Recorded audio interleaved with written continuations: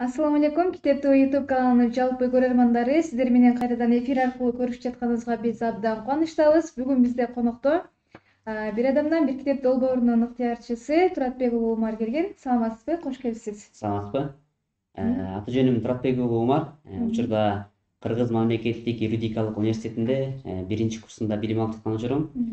Окуудан тышкары бир адамдан бир китеп, дебатчы, инсандык өнүгүү жана бир канча клубтарда, коомдук бирикмелерде волонтёрмун, ыктыярчымын.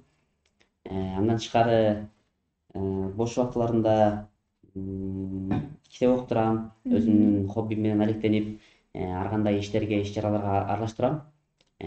Бул жерге келгениме абдан кубанычтамын. Чоң рахмат сиздерге. Эң сонун. Китеп окуп турам деп айтып калдыңыз. Бүгүнкү биздин эфирибиздин да максаты өзүңүздүн бир окуган, сүйүп окуган китебиңиз тууралуу маек куруп бересиз. Бүгүн бизге кайсыл китепти даярдап келдиңиз? Бүгүн ушул Григорий Петровдун «Бир өлкөнүн өнүгүү тарыхы» деген китеби. Бул китепти полкомдо турганына 2 ай болду.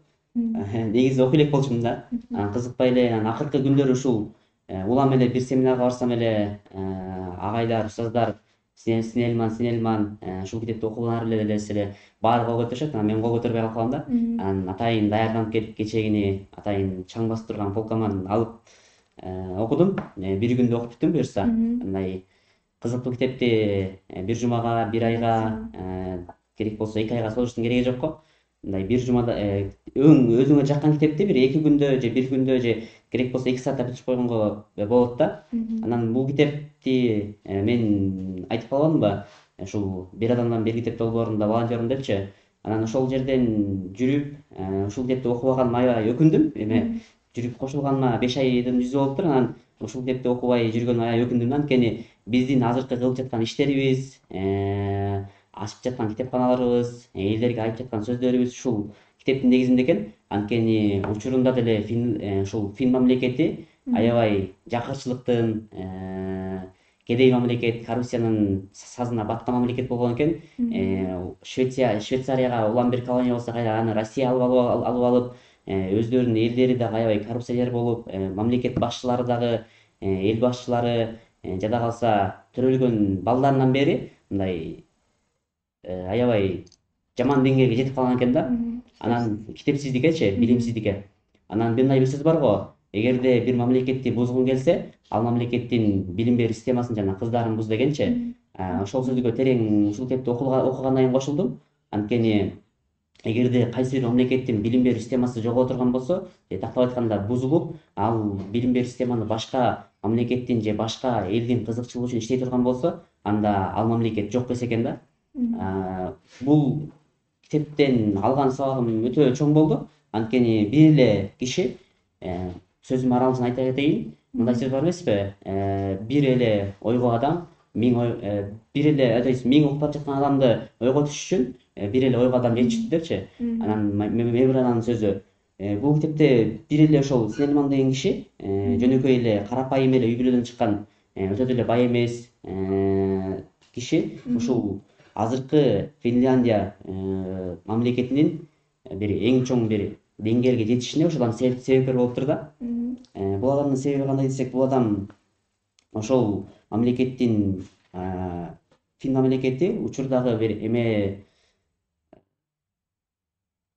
жанакы кең байлыктар боюнча, кең байлыктар боюнча эң бир эмеге жеткен да.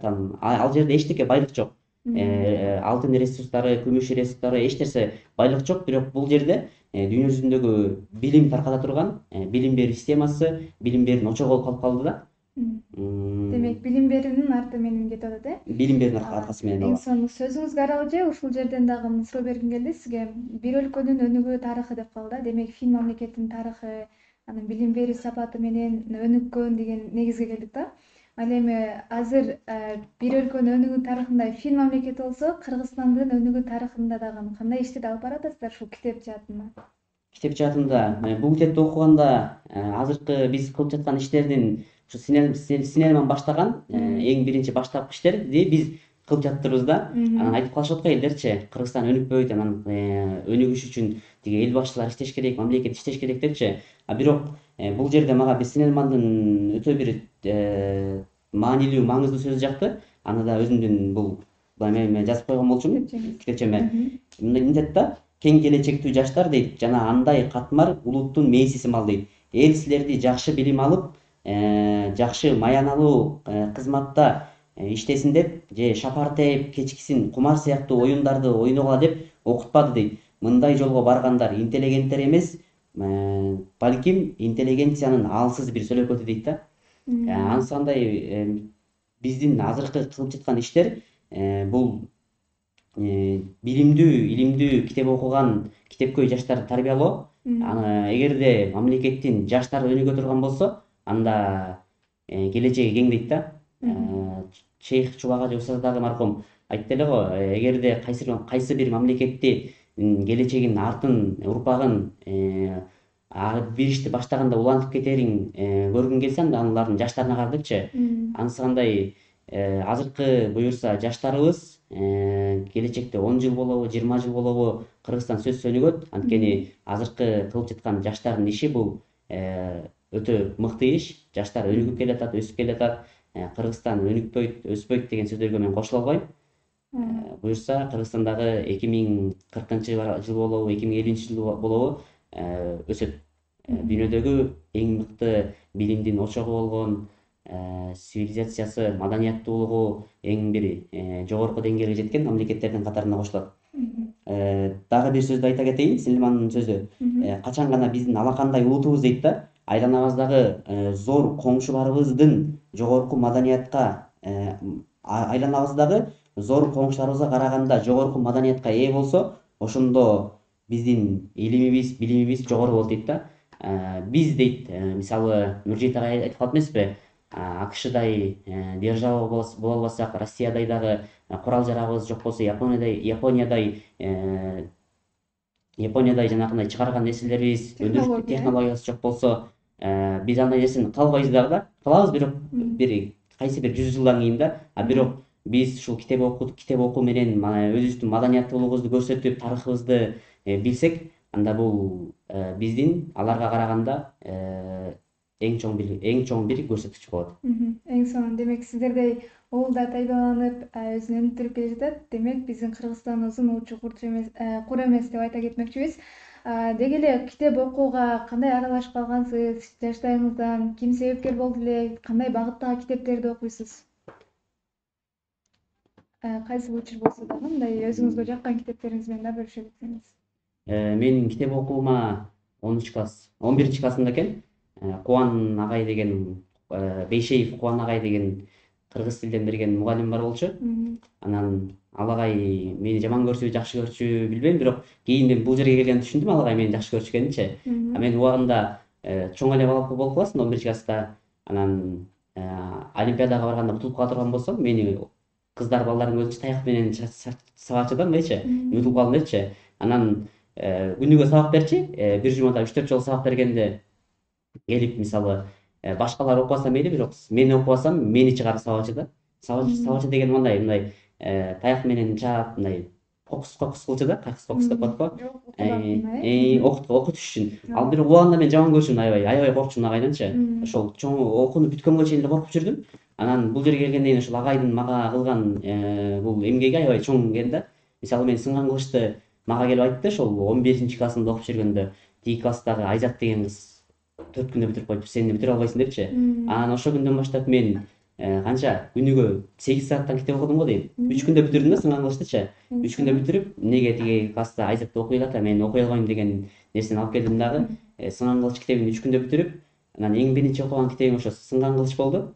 Сынган кылычты окугандан кийин аябай чоң таасир калтырды ошол китеп, Сынган кылыч, Төлөгөн Касымбековдун. Андагы ошол Нүзүпби ичиндеги, жана Ордо ичиндеги чыр чатактар, талаштар, ошолорду көрүп аябай сабак алдым. Анан мисалы бир китепти окуп, анан кайра экинчи жолу окусаң башкача сезим болот го.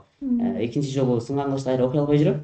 Бирок жакын арада окуйм деген ишеничтемин. Андан кийин эле ушул бир адамдан бир китеп долбоору жөнүндө угуп калып, анан айылыбыздан тайпа түзүп, группа түзүп, команда түзүп ишти баштадык. Ошол китеп чогултуу боюнча китеп акцияларын жүргүзүп, ошондон кийин эле китепке болгон кызыгуум аябай көбөйүп кетти.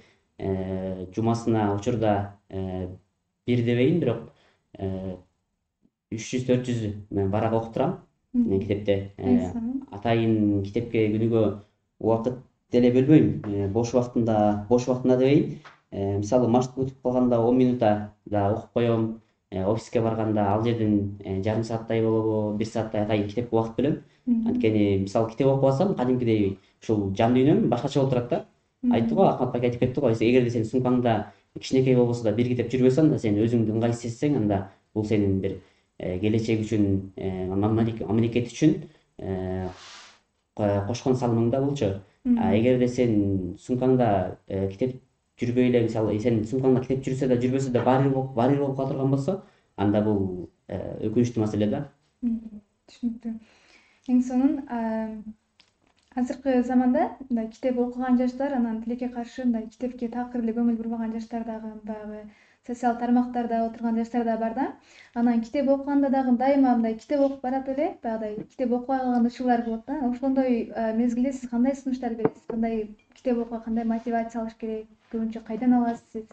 Китеп окууга мотивация. Мен өзүм сезип турам, мен кадимкидей сөз байлыгым жок калат. Адамдар менен сүйлөшө албай калам. Ошол убакта эле мен атайын эле китеп ачып, эгерде мисалы мен эртең менен таң эрте туруп намазымды окугандан кийин 15 бет китеп окуп университетке бара турган болсом, кадимкидей жайдары жүрөм да. Мугалим менен дагы, группалаштар менен жакшы сүйлөшүп, алар менен жакшы бир темада сүйлөшүп, идеялар келип ушинтип турам. Эгер китеп окубай же китеп окубай 1-2 күн жүрүп ала турган болсоң, анда китеп окуган умар менен китеп окубаган умардын айырмасы аябай чоң болуп калат да. Агайларыма да суроо бергенде ыңгайсыз болуп эле, анан китеп жөнүндө сөз болуп атса эле, эгер мен сурап калышат да менен келипчи, сен канча бет китеп окуйсуң, жакшы көргөн китебиң кайсы деп. Анан мен ошол убакта китеп окубай жүрө турган болсом, анда айтам, бирок айткандан өзүм уялам да. Мен өзүм окубай атсам, анан булар келип менден сурап атса, анан кантип мен окубай жүрө алам деп, анан күндөн күнгө эле өзүм эле мотивация алам. Анан мага атайын эле мотивация берген адам жок. Демек өзүңүздөн Өзүм эле талдап ооба, көрөсүз. ойлонуп турам ошол нерселерди. Эң сонун. Бул нерселерди айтканымдын себеби бир өлкөнүн өнүгүшү үчүн жаштар китеп окуш керек, жаштар билим алыш керек, ар тараптуу болуш керек, өнүгүш керек да. Китептен дагы бир өлкөнүн өнүгүү тарыхы деп фильмдерди алып көрдүк. Фильмдердин тарыхында эмне түрткү болгон экен өнүгүү тарыхына эң негизги жерлери? Фильмдер бул эң биринчиден билим берүү системасын түп тамырынан өзгөртүшкөн. Анткени ошол эле Финляндияда мамлекет башчылары бул жеткен бир мансапкор, араккор, уяттуу жок адамдар болушкан экен. Анткени бир парламентте 500 адам башкара турган болсо, ал жерде чегинен ашып 800 адам иштешкен да. Анан алар иштечи адам эмес экен, жумушуна эрте келип, анан кеч келип, анан эрте кетишкен да. Анан келгенде дагы өздөрүнүн достору менен тамашалашып, ар кайсы иштерди кылышып жүрө беришкен. Синеман болсо айтыптыр буларгачы. Айтпай эле ал Синеман өзүнөн өзү эле аракет кылып, ошол эле армияны, жаштарды тарбиялап, баса эң кызыктуу жери бул Синеман ошол өлкөсүнүн мугалимдерин окутуптур. Кээ бир мугалимдер болот эмеспи? Өзү Синеман ким экенин анан бул келип алып бизди эмнеге окутканга акысы бар депчи. Бирок ага да болбой Синеман өзүнүн ишин, аракетин кыла берип, акыры барып ушул мугалимдердин аркасы менен ошол билим берүү системасын төңкөрүш жасаптыр да. Билим берүү системасы өзгөргөндөн кийин эле Финляндия баягы Финляндия эмес, эли китепкөй, жоош, ар тараптуу, маданияттуу калк болгон экен да. Кечээ да жаңылыктардан окуп калдым. Финляндия кайра кечээ эме чыгыптыр, жыйынтык чыгыптыр. Дүйнөдөгү эң бактылуу өлкө депчи. Мунун себеби эмне экен десек, мунун себеби ошол эле 1950 жылдардагы ошол бир эле кишинин аракети, мугалимдердин аракети, ошол себептен эле бул Фин мамлекети билим берүү системасын түп тамырынан өзгөрткөн, мамлекети, эли дагы ошончолук сабаттуу болуп, бир кыйла өзгөргөн да. Эгерде мисалы биздин дагы азыркы билим берүү системабызды толук түрдө өзгөртүп, жаштарыбызды китепке, билимге, илимге тарбиялай турган болсок, бара-бара биздин дагы мамлекетибиз бул маданияттын очогу, илим билимдин очогу болуп калат. Демек, Фин мамлекетинен 1950-жылдан бери бул 50-60-70 жылдын аралыгында өнүгүү тарыхына жетиптир да. ооба Демек биздин дагы 50-жылдары, 2050-жылдары ооба биздин дагы бир өлкөнүн өнүгүү тарыхы деп Кыргызстандын китеп жааты, билим жааты өнүгөт деген ойдобуз. аябай Билим тармагына сөз келип калды. Эгер сиз билим берүү министри же болбосо билим жаатында бир баягы өзгөртүүчү инсан болсоңуз, биринчи эмнеге кадам жасамаксыз? билим берүү тармагы боюнча эгер мен билим берүү министри боло турган болсом, анда азыркы университеттердеги мамлекеттик университеттердеги системаны түптөн жок кылмакмын. Анткени мисалы менин кесибим юрист, бирок мен экологияны окуйм, математиканы окуйм, дагы бир канча керексиз сабактарды окуйм да. Бирок мен мисалы бул сабактарды 11 жыл окуганбыз, жатка билебиз. Бирок университетке келсең эле кайра эле ошол сабакты окутат да. Мисалы мен биринчи курста окуп жатам, бирок учурда кесибим тууралуу 2 эле сабак окудум. Калганы бүт 11 класстык сабактар, массоведение, там экономика деген сабактарчы. Булардын чынында юристке эмне кереги бар деген ой келет да магачы. Анан мугалимдерге айта турган болсом, эме аягында эме экономика менен, экология менен юриспруденциянын келишими деген сыяктуу темаларды кошуп коюштук да. Өкүнүү болсо мындай логикага алып караганда, темасы вообще дал келбейт да. Бул система жеке эле меники эмес. Мисалы экономисттер бар, информатик, там айтишниктер бар, айтиге мисалы айтиге барып алып тарыхты окутушат да. Айти мисалы Японияда ушундай нерсе бар. Алар бала, окуучу, студент кайсы нерсеге кызыкса, ошол нерсени окутушат да. 10 классынан, то есть 5 классынан бала өз кесибин тандайт. Мисалы мен 5 классында юрист болом десем же айтишник болом десем, мен өз кесибимди тандайм да. Ошонун аркылуу мен бир эле багытта ошол нерсени өнүктүрүп алып кеткенге дарыметим жетет. Эгерде биздин дагы билим берүү система ошол тармакка бурула турган болсо да, биздин келечектеги кадрларыбыз, билимдүү жаштар ошол билим берүүгө байланышканда бардыгычы. Ошол университеттердеги системаны өзгөртмөкмүн, мыйзам чыгармакмын. Ар бир жаран, мыйзам жазмакмын дегеним, ар бир жаран жумасына бирден китеп бүтүрсүн дегенчи. Ошол максаттарыңызга, тилектериңизге жетиңиз. Азыр дагы көп китептерди айтып, биз менен эфир аркылуу бир өлкөнүн өнүгүү тарыхы деген Григорий Петровдун китебин бөлүшүп кеттиңиз. Убактыңызды бөлүп ыраазычылык билдиребиз. Бир эмес, бир нече жаттыдан иш алып барып, жигердүү жаштардын катарын толуктап келе жатасыз. Мындан ары дагы ийгиликтерди каалайбыз. Сиздердин азыркы кылып аткан эмгегиңиздерди эл баалап, тарых дагы өз баасын берет деген терең ишеничтебиз. Азыр болсо биздин китептин YouTube каналыбыздын көрүүчүлөрүнө өзүңүздүн оюңуз болсо айта кетсеңиз болот. Эркин сөз кезеги. Бул жерден мындай окуп калдым. Эл багам деген ниет бийик болот, андайлар жекеликти чыйып коет дейт. Анысы кандай, ар бир Кыргызстандын жараны, ошол жаштар китеп окуш керек. Эгерде сен китеп окубай, билим албай, татыктуу бир кызматка, маянанын кызматка барам десең, бул сенин жаңылыштыгың. Эгер сен акчанын күчү менен бир нерсе кылам дей турган болсоң, бул да сенин жаңылыштыгың да. Ошон үчүн сен китеп окубасаң, аракет кылбасаң, алдыны көздөй жулкунуп талпынбасаң, анда сенин келечекте мыкты кызматтар, эл жер үчүн кызмат кылган адамдар чыкпайт. Ошон үчүн ар бир окуучуга, ар бир ушул китепти көрүп жаткан студенттерге, окуучуларга, жаштарга кайрылам. Жок дегенде күнүгө 10 бет болсо дагы китеп окууну токтотпойлу. Чоң рахмат. Ыраазычылык билдиребиз. Ал эми биздин китептүү YouTube каналынын көрүүчүлөрү, бүгүн сиздер менен конокто Умар Туратбек уулу болду, коомдук активист, студент, китепкөй уулуңуздар. Кийинки эфирден көрүшкөнчө аман туруңуздар.